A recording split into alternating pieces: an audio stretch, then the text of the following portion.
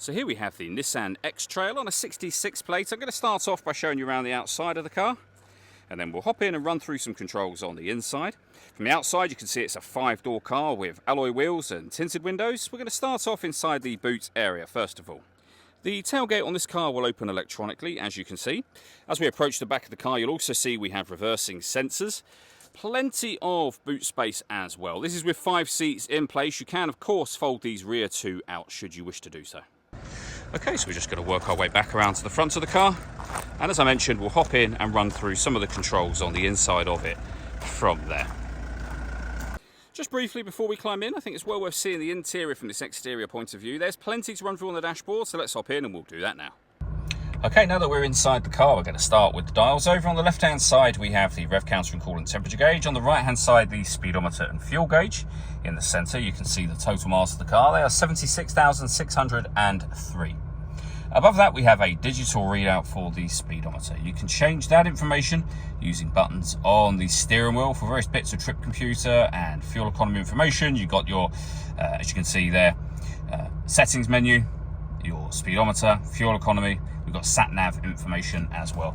Now, all of that is accessed using the buttons just here. We have stereo controls beneath that, cruise control, speed limiter and phone controls over on the right-hand side. And then in the center is the main touchscreen itself, which is where you can pair your phone, of course. Just hit connect and follow the instructions on screen.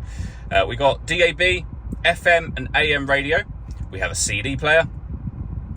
We got Bluetooth audio and auxiliary input as well. Satellite navigation, of course, a nice colour display, very easy to use. This car's also got a 360 parking camera, so you can see a reversing camera and a bird's eye view image of exactly where the car is parked right now. And it goes a couple of steps beyond that, so you can have a front facing camera and the bird's eye view, or a front facing camera and the front passenger side wheel. Very easy to park, of course, with all of those cameras. Below that, we have dual zone climate control. You can adjust the passenger and driver temperature. You can increase and decrease the fan speed. You can determine where you'd like the air to be distributed. Once you're happy with those settings, your air conditioning's on at the minute, so that's off. Back on again, or hit auto. The car will now take control of the fan speed and the direction of the air to maintain the temperatures you've asked for. Any manual adjustment will take auto off and allow you to put it back on your own settings. We have a 12-volt charging socket, auxiliary input, and USB input. A 12-volt charging socket is there. Electronic handbrake, your 6-speed manual gearbox, and then this car has got 2 cup holders, a heated passenger and driver seat with 2 different heat settings each.